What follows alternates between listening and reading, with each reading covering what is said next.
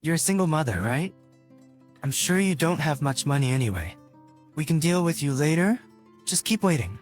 It's a small price to pay per hour of waiting. Here, go back and wait there.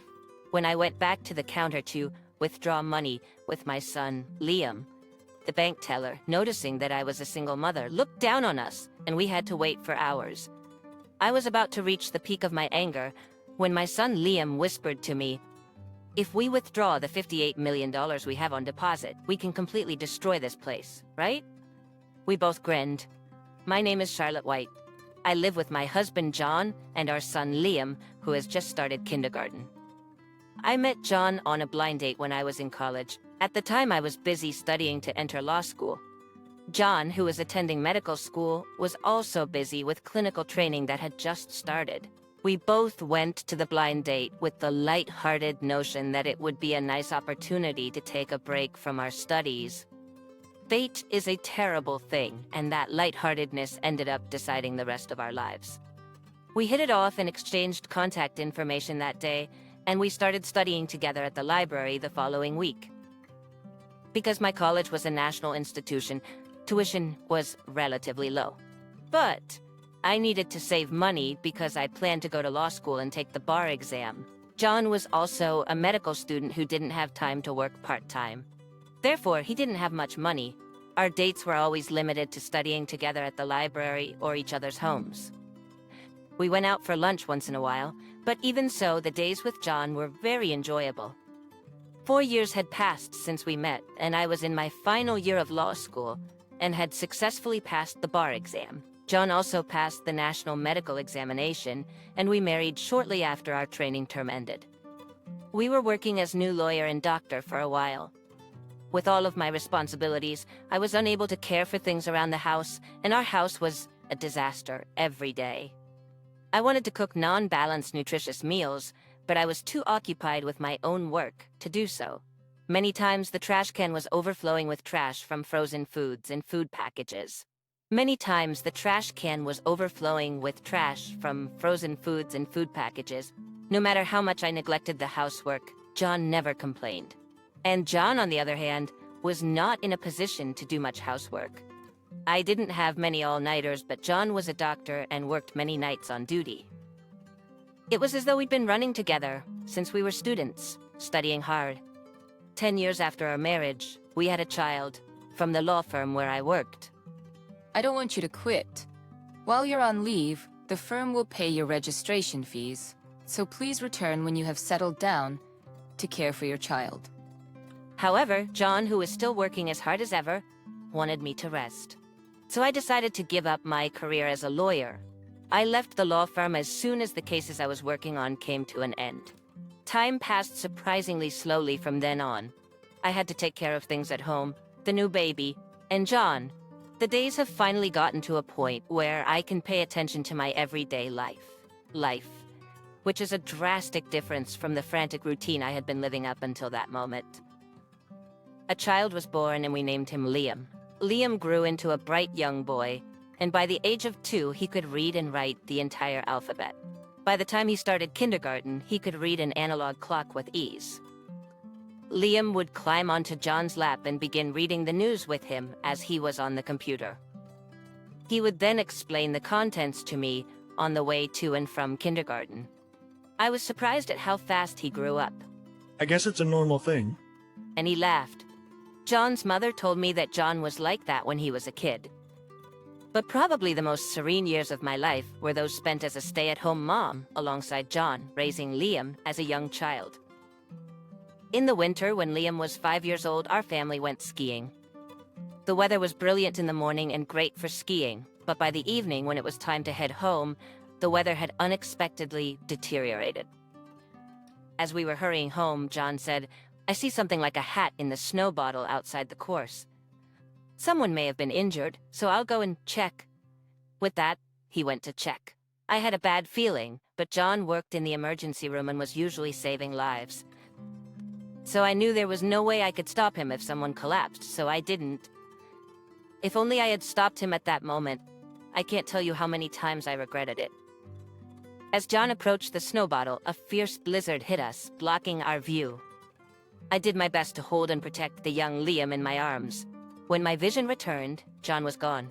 Rescuers raced to his aid, but he was already dead, unable to breathe due to the snow, which also deprived him of body heat. I could not even cry under the bright blue winter sky, which had cleared up again. I stood there with Liam in my arms. John, who had been laughing and skiing with me earlier, was not there.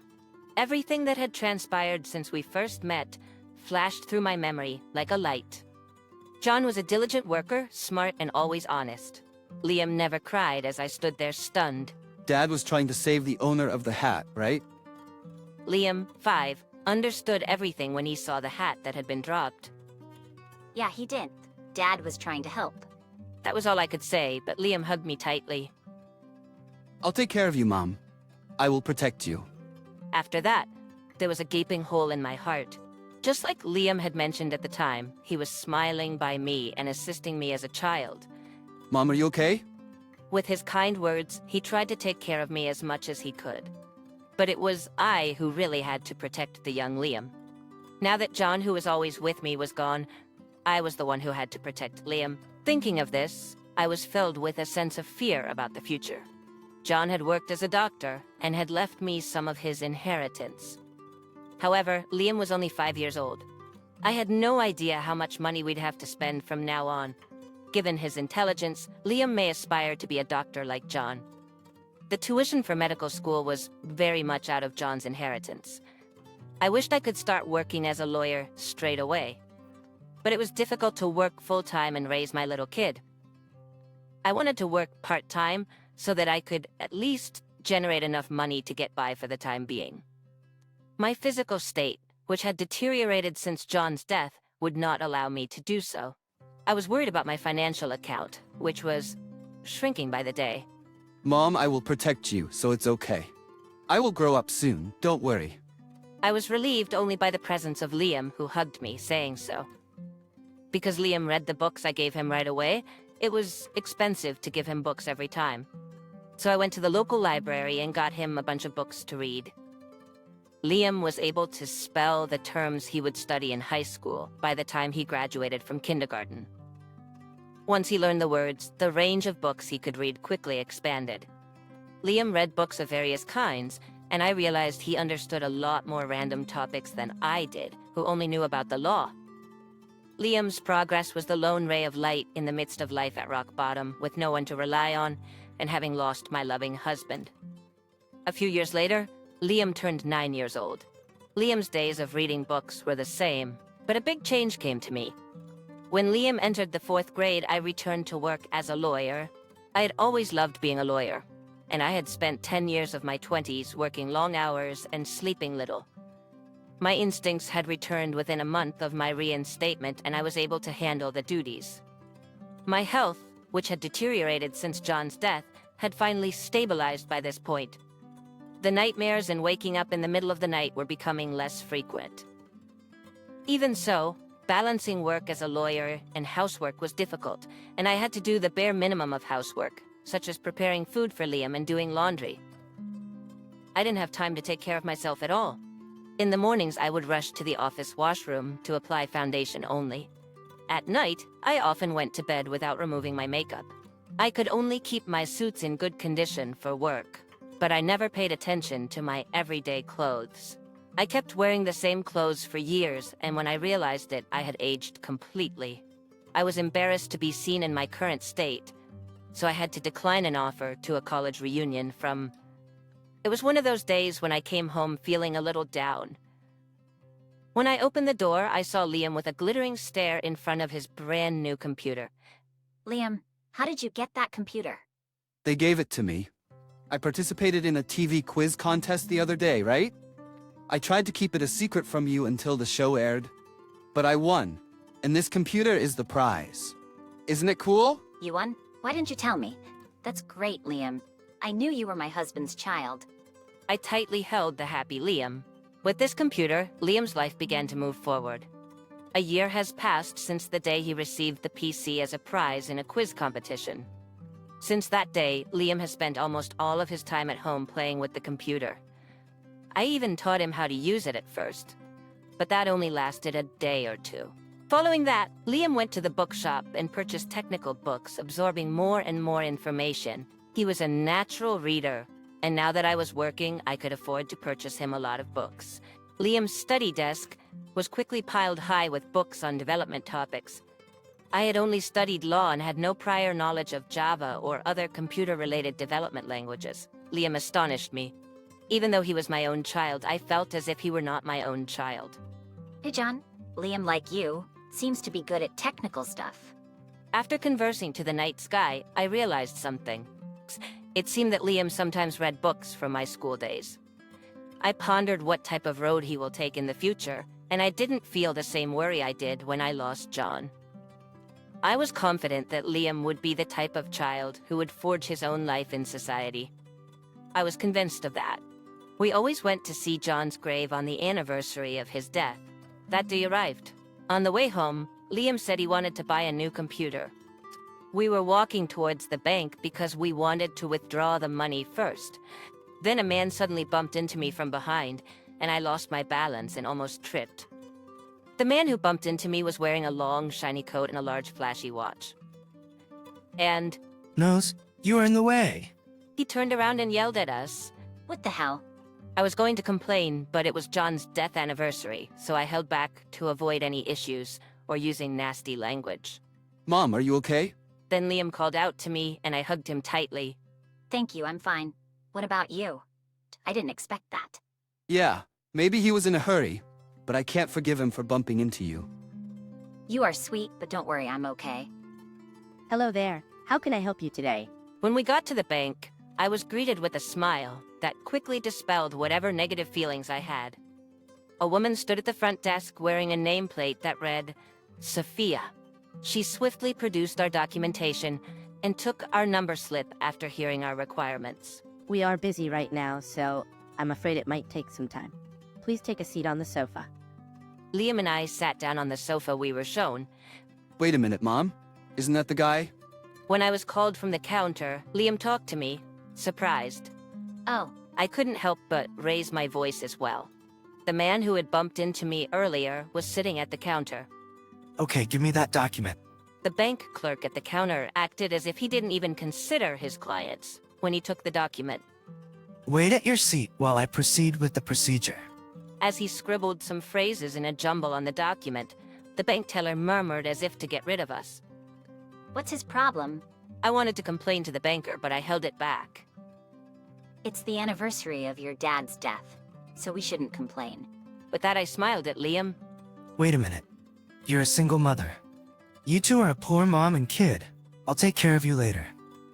I turned around with a stunned expression on my face when I heard these unbelievable remarks coming from the other side of the room.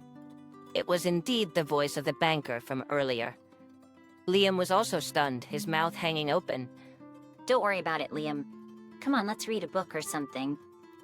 I patted Liam on the shoulder and took out a book that I had also brought. Liam looked clearly angry, but he nodded and began to look through the technical books. However, no matter how long I waited, my number was not called. I believed it was unavoidable at first because the place was so busy, but then I became bored with the book and looked around. I saw that a customer who seemed to have arrived after us had been called and was being attended. Oh, I believed it was a mistake, but it wasn't. An older man, who came directly after us, was seated on the sofa next to us, finished the process, and left. After a while, a businessman-like man who appeared to have arrived after we had begun reading, completed his transaction and went. We shouldn't cause a problem today, Mom. If Dad were here, I'm sure he'd wait quietly. I was about to get up to complain, but Liam stopped me. You are right. I smiled bitterly and opened the book again. I was the mother, but Liam was always correcting me. It must have been almost 3 hours since I had waited for my number to be called. Even Liam appeared to be upset, because our number had not yet been called. Liam, I'm gonna see what's going on. Don't worry, I'll ask politely. I won't do anything that your dad won't like. When I said that, Liam thought for a moment and nodded. Excuse me, I have the number 57? I've been waiting for almost 3 hours now. I went to the counter and asked, as politely as I could, suppressing my irritation. 3 hours? Who cares? It's so crowded here. Poor people like you should be attended last. Poor people like us. Yeah, you heard me. You're a single mother, right? I'm sure you don't have much money anyway. You'll be attended last. Just keep waiting. It's a small price to pay per hour of waiting. Here, go back and wait there. Pardon me? You're going to change the customer order solely because of that? Well then, I was going to say something back when I remembered I had made a commitment to Liam. But then I received a pat on the back. I turned around and saw Liam standing there with a big smile on his face. Mom, what will happen to the bank if we withdraw all of the $58 million we have deposited in this bank? What are you talking about, you little brat? You can't possibly have that kind of money. Were you saying $58 million? No, I don't believe you even have the $58,000. I couldn't stand it any longer when he made fun of not only me, but also Liam. I was about to say something when the branch manager came running out of the back room hurriedly. I was sure Sophia told him about it. I could see her behind the branch manager. James, what the hell are you doing? Excuse me, sir? The banker behind the counter, James, appeared astonished by the branch manager's reaction. James, why are you treating our client so rudely? With all due respect, sir, they are Miss White and her son who patronize our bank. James looked dumbfounded. Is she Charlotte White? No way. Are you trying to tell me that? Miss Charlotte White, our staff member James has been very rude to you, and we apologize deeply for that. I also heard that we made you wait a long time to complete the process, and I apologize profusely for that. Please come this way. Then he led us to the back room. I'm terribly sorry. When I entered the room, Sophia brought us hot coffee and tea cakes. A different staff member from James immediately proceeded with the process. Yes, in fact, this branched at $58 million in deposits under my name. Of course, I was only a lawyer and I did not earn it. Liam, who was interested in computers, designed an app with his friends that became a great hit. He formed a company in my name and deposited the funds in my account. Liam worked on an app with a group of graduate students and freelance engineers. Liam, who was in primary school, was in charge of the majority of the development. The game app was not finished once it was released to the world. It also required upkeep and pre-product upgrades, and Liam was the primary person in charge of both. During the development process, he read my law books and other publications on his own whenever he needed to obtain basic legal information. He would read my law books and other publications on his own. Liam was an elementary school youngster who had taken away all of my money worries and even given me hope. In truth, Liam had handled the majority of our deposit management. However, because all deposit management was done online, I didn't have to visit the bank as frequently. Besides, I typically went to the bank on my way to work, and I was generally dressed in a suit. And because we were dressed casually today, James probably didn't recognize me. Perhaps he had lately been posted to this branch because he didn't look familiar to me. In any case, treating consumers differently depending on their appearance was absurd and impolite. We left the bank after asking the branch manager to retrain James for the sake of other customers. At the graveside, I told John what Liam had done today. I informed John that in contrast to me, who was always complaining, Liam was always peaceful, and he would follow up with me gently. We discussed the gaming app once more, despite the fact that we do it every time I visit. Dao. John, Liam's game has been on the market for 6 months, and the number of registered users continues to grow. And whenever he releases a new skin or item, it rockets to the top of the sales charts. He writes the main code for all of them. But since I'm not good at drawing, Mia does all the drawings. Liam spoke happily that Liam claimed he didn't have many good friends at school, possibly because he was too into computers and reading. Perhaps this is why he enjoyed collaborating with his older pals to build something. He stated that while he cannot create code with his classmates, he can discuss difficult topics with his development teammates. He's even learning a new language again. I reported to John happily, and meanwhile, Dad, I'm gonna take care of my mom. Liam was happily speaking to John. It was very difficult for me to lose you, but now that you're gone, I'm going to do my best. I thought I had to do everything I could to protect Mom, because you were gone. So that's why I wanted to try to create apps, and it motivated me to do my best to write better code. I'm going to study harder.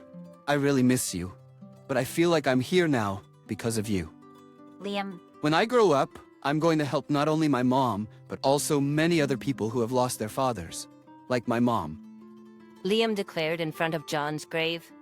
Liam went on to junior high and high school at prestigious schools in New York. He always got straight A's at those schools and went to the same medical school as John. He passed the National Bar Examination and preliminary examination while still in school. He also passed the National Medical Practitioners Qualifying Examination after graduating. The fact that Liam passed both the bar tests and the National Medical Exam made headlines. There was a lot of speculation about whether Liam would become a doctor or a public prosecutor. However, it appeared that Liam had resolved to stay with the company from the start. The company he founded in elementary school as a game app developer had hardly been in existence since junior high. However, after graduating from college, he seized the opportunity to relaunch the company. And he started to hire single mothers in his company. I also left the law firm where I was working to serve as a legal representative for Liam's company. I am overjoyed to be able to apply the knowledge and experience I obtained as a lawyer over the years at my son's company. In addition, I had to work long hours in my prior office on occasion. However, because Liam's company employs a large number of single mothers, overtime work is now strictly prohibited. I am also happy that I can go home every day and take my time to take care of things at home. I love my legal work, but I also need time to relax and face my life. One day, about a year after Liam restarted the company, Liam informed me that Sophia, the bank's receptionist at the time, came to his office for a job interview. It had been more than 10 years ago, but the moment they met, they both recognized each other. James, the banker with the nasty attitude, was dismissed as a result of what happened, and Sophia, who had already submitted her resignation for being harassed by James, also quit the bank. Sophia, a single mother with a daughter, faced a difficult journey after that. But those days were over. Sophia, who was extremely attentive, accepted a position as secretary to the president of Liam's company and quickly became an integral member of the team. Liam, Sophia, Sophia's daughter, and I go out to dinner once a month whenever we get drunk. Isn't truth stranger than fiction? Life, on the other hand, is the most varied and enjoyable of all. Liam says so. Liam, who has never had a serious relationship, appears to have been inviting Sophia's daughter to dinner alone with him.